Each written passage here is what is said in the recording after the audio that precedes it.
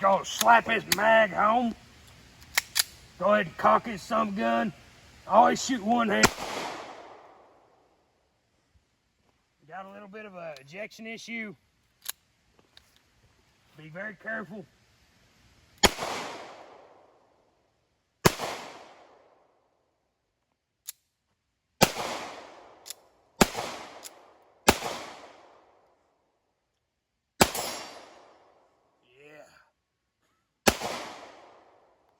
So, as you've seen, this is peak firearm engineering and design. She always functions at 100%. This is basically the best thing since sliced bread.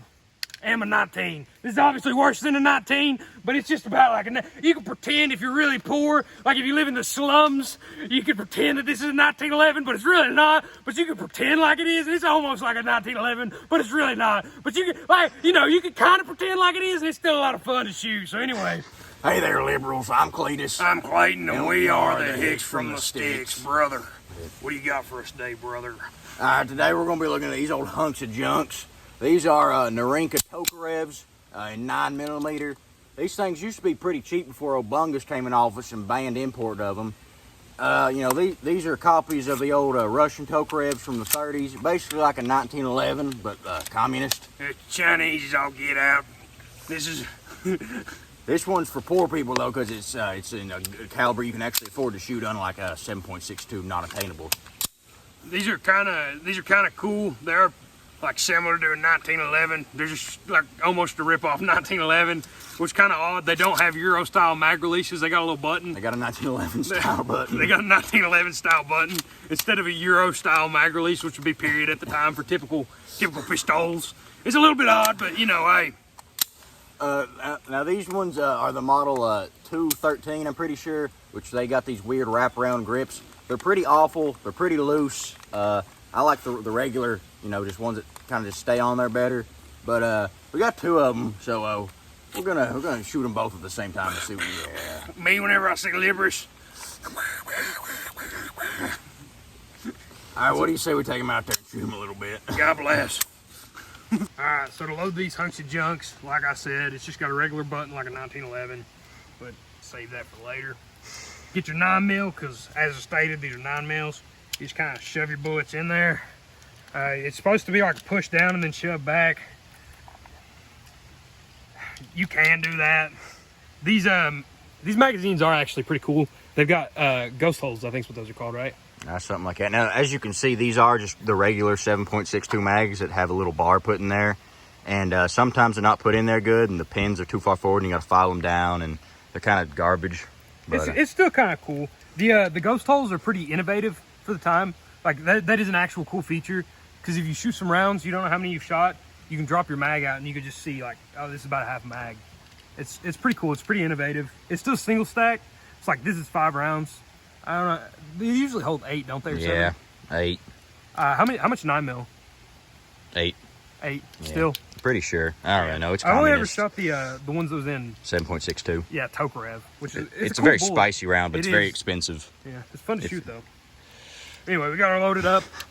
You know, next step, you just slap her in, cocker and locker, and you're ready to rock. Now, like I said earlier, this is just a little 9mm bullet, so I don't know if we can even hit them targets right there. We might just tickle them, but let's see what we can do.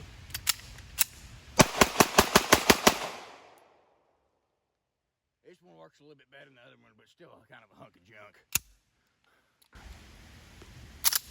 How many times do I gotta tell you, Libris?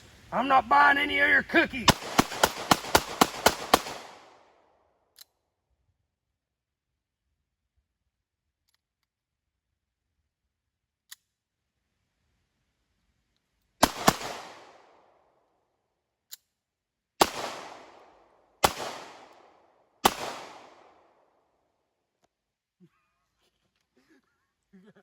All right, well, since we got two of them, you know, we might as well. Looks like a failure on both parts here. The safety's definitely just on that one. I'd probably. No, it's failure to feed. Failure to feed. Yeah, just keep cocking it. I think it'll work. Okay. This one's just okay. Okay. see, these are great weapons, weapons of war. Weapons of mass destruction. It's fully semi-automatic sometimes. I think this is what they were looking for in the Gulf War. I'd rather have it than like a stick, a rock, maybe a sharp spear. That'd be a good contender. Possibly a bow would be better. I don't know. Good enough. All right, guys, I'm gonna teach you how to shoot long range like a real boomer fud. Rack your gun. Good shooting stance, wide shooting stance. Wide shooting stance, good shooting stance. Smoke them. Smoke them. Smoke them. Got them again. Didn't miss a singular shot. So as you guys can see, it's all about your shooting stance. Be sure to just get it whenever you're getting it, Hoss. While getting's good, you better be getting it. Just get it. Now just imagine, you're some little Chinese boy out here camping on your Ho Chi Minh Trail or whatever, and all of a sudden, wild panda buck, and you get one round off for your jam, and then, you get mauled to death, but that's all right because, Wow, she's really jammed up.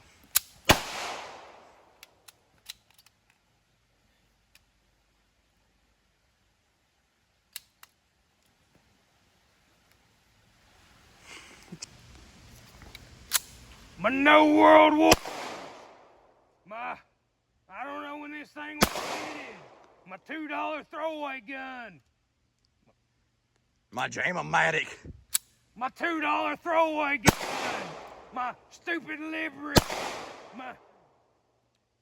Did the Chinese fight anybody? My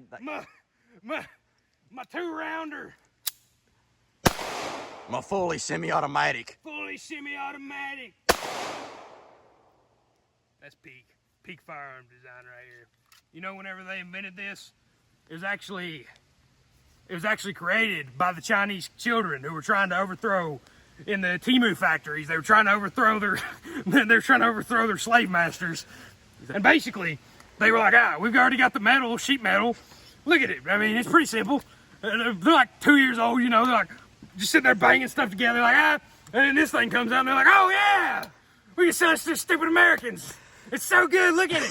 It's like a 1911, but it's Chinese. It's pretty much, it's pretty much the same thing, right? Like if you're in the slums, it's pretty similar. But anyway, yeah, so that's basically how this thing came to be, but I don't know. I'm pretty much a historian, but what do I know? In the ancient scrolls， 蓝莓柠檬水是大揭明和创造者孙悟空亲自制作的，具有独行和神经可塑性。小红书。